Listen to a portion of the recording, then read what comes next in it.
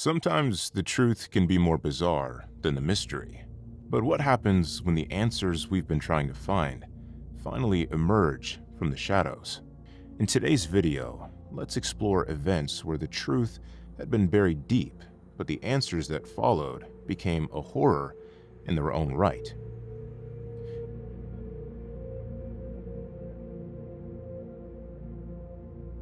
During the 1970s up to the 1980s, California was subjected to a series of fearful murders.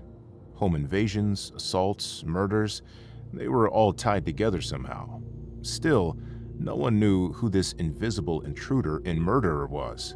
He was just there. He became so good at his game of hide-and-seek that people started to name him the East Area Rapist and the original Night Stalker. But in the final measure, the world would come to know him as the Golden State Killer. He was not just any kind of criminal. The Golden State Killer was precise, orderly.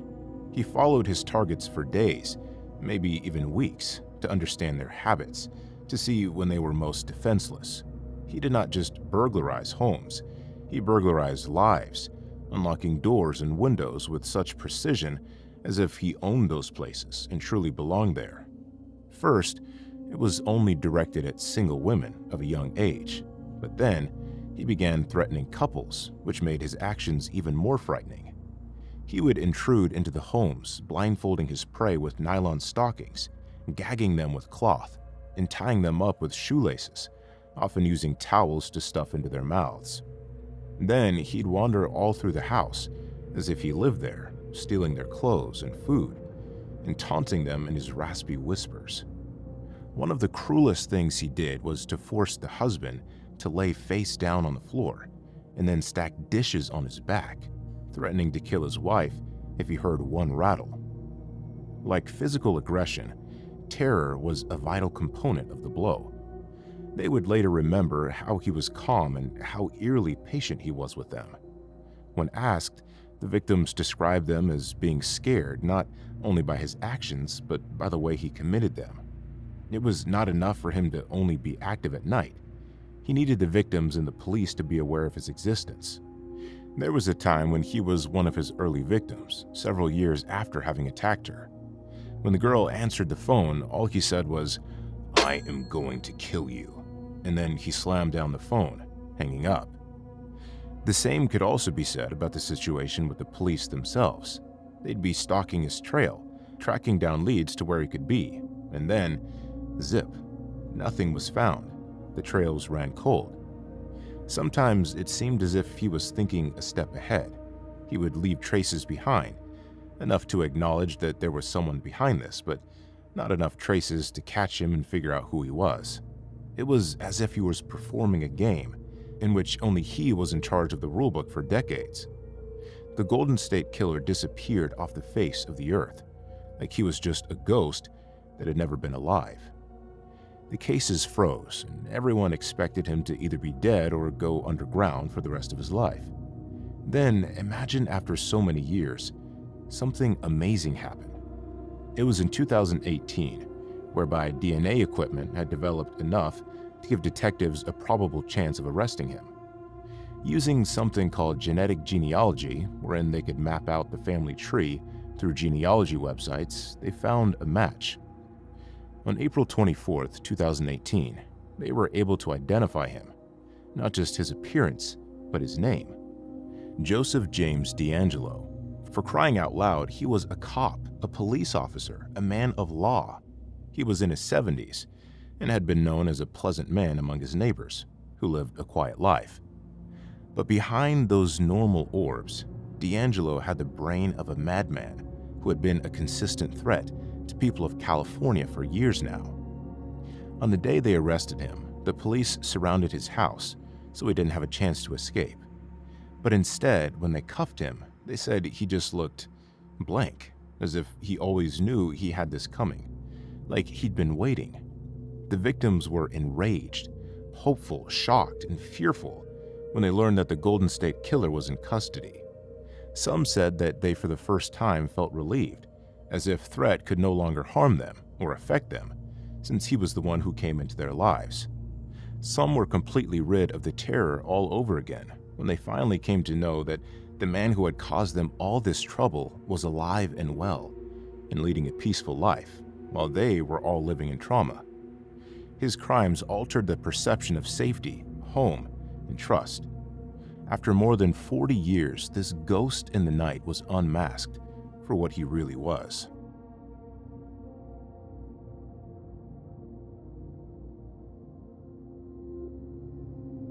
This case truly feels like a film scene out of a serial killer film. On the night of October 15th, 2018, everyone in the happy town of Wisconsin was asleep. Everyone apart from one family. At the edge of the night, something unexpected was heard from one of the houses in the countryside. Gunshots. In the morning, it became clear that something had happened. When the police stepped into the small house, Jamie's parents, Denise and Jamie Kloss, had been shot dead. It was a murder that seemed random. But amid all this horror, one crucial piece of the puzzle was missing: Jamie herself. There was no sight of the young girl. Has she been taken, or was there something much more sinister? The terror spread quickly.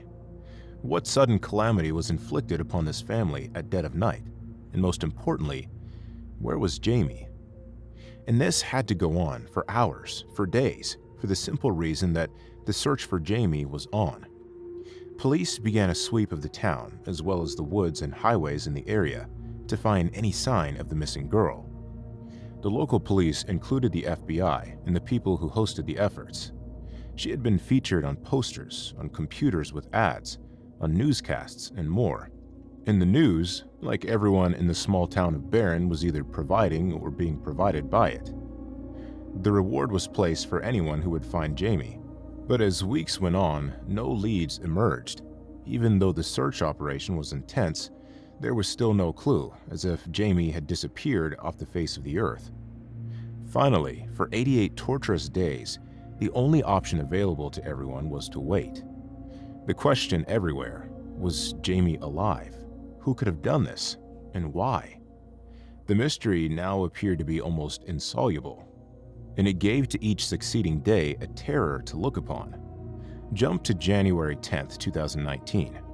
Once in the neighboring town, a woman was taking a walk with her dog, and suddenly a girl ran up to her, scarlet-eyed, skinny, and bedraggled. She introduced herself in a voice filled with both desperation and relief. "I'm Jamie Kloss." She had escaped, and that is when the nightmare changed its form in a split second. Jamie was alive. The whole community and the world outside it was shocked.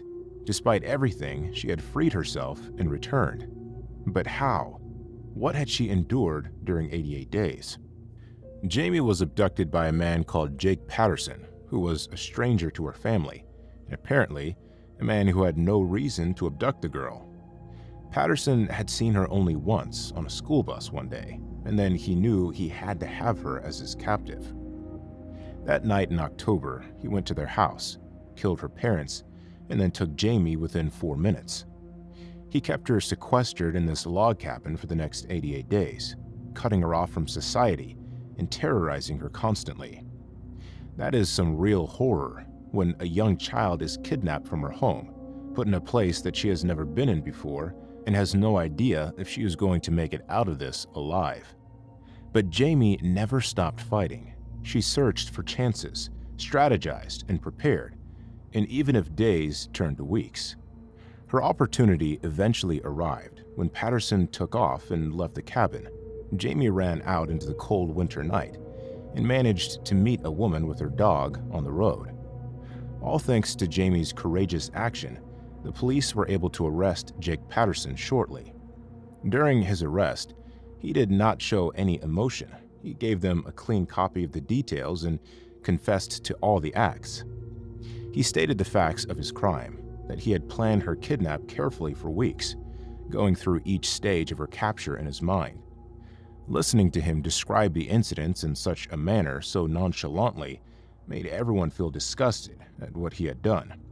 Patterson admitted his guilt in 2 cases of first-degree intentional homicide and 1 count of kidnapping, and was sentenced to life imprisonment in the Wisconsin prison system without the possibility of parole.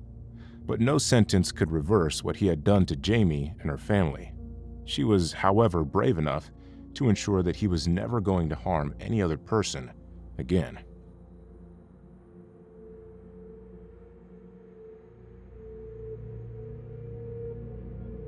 Picture a snowy Tuesday in February 1957, in the middle of the week. The atmosphere is very chilly in the Fox Chase region of Philadelphia. A college student was strolling through the forest, watching the bushes as if hoping to find something strange. And from the shades of the trees, he saw something that caught his curiosity. A big cardboard box broken all over. He got closer, raised the lid, and gasped. Inside the box is the body of a small boy, lifeless and cold.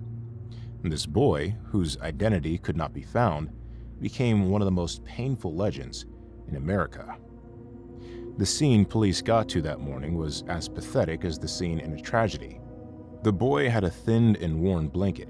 He had scars all over his skin. Medical experts assumed he was approximately 4 to 6 years old. He was so emaciated that one could see his ribs. He looked like he had been abandoned and possibly even beaten for a while. But the most haunting part? His hair had been shaved off, clearly post-mortem, and his dust-colored nails were neatly manicured to suggest that someone had attempted to groom him. However, that was all the police had to go on. No name, no family, no clear motivation in the sense of why this boy had to die so tragically young. The boy, who appeared to have been dumped in such a brutal way, as he was some trash. The police wanted to know who this little boy. They began one of the most intensive investigations throughout Philadelphia. They started putting his pictures in every store, every home, and even every hospital. Over 400,000 flyers were distributed nationwide, each carrying the boy's innocent face and a plea for help. Do you know this child? People came forward, grieving and demanding explanations. A plethora of tips came pouring in, yet none gave any concrete proof or made any sense of the situation. The police went around the area questioning if anyone knew the boy, even after they had circled around the entire neighborhood. No one had seen him before. It was as if this boy had never existed, leaving only the heartbreaking question, who was he? Many years of research brought several theories for explanation. Probably the most plausible of them was thinking that the boy belonged to a neighboring foster home. The child was near the woods where he was found. Some thought that he had been a ward there.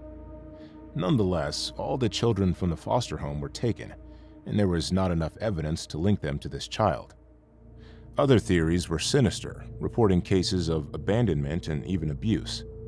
It was rumored that he may have been bought and spirited away as a child, or if he was bought and adopted, was hidden from public sight. People wondered whether the ultimate intention was to imprison him and never let him mix with society, let alone the neighbors that perhaps traded him through the houses they owned. None of these theories helped the boy to find temporary solace or hope. Instead, they layered more grief to an already grieving and tragic story of grief. Until one day, a woman called M in 2002 came forward with a chilling story. She told police and some other personnel that the boy was tortured and killed by her mother, who she said is a wicked woman who likely bought the boy or got him through other means into her family. The scenes that M depicted as torturing the boy were quite disturbing, explaining the horrible conditions the little boy had to face and how they were hidden away from the rest of the world. For as remarkable as the details of M's story sounded, there was no documentation, no physical manifestation of M's account to be found. And it was as if all that was left by which she could grasp, the truth, were but shreds of a nightmare. Her side opened up some intrigue to those investigating, and even if her story painted the kind of reality that could be experienced, it only heaped more mystery and created more questions than answers. Until the end of the 90s, the boy in the box was an unsolved case, a tragic story of a child who never got a name. However, as time went on, technology evolved.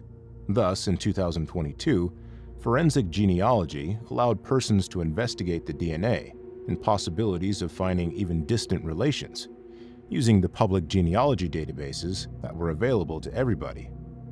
Lastly, after 6.5 decades, the name of the boy was revealed. Joseph Augustus Zarelli was his name, and he was not alone. He did have a family, one that might not ever have known what happened to him. When Joseph was finally unmasked, Captain Jason Smith of the Philadelphia PD Homicide Department said something to the media.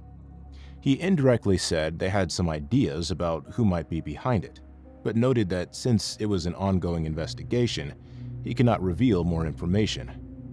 It was only recently exposed that Joseph's mother, Betsy, was only 21 years of age during his birth, and a few of his close ones think that Joseph was given up for adoption. Family members came forward and argued that there was no way Joseph's parents were cruel to him or mean to him in any way that could have led to his death. This was liberating as well as shocking people. It was a breakthrough.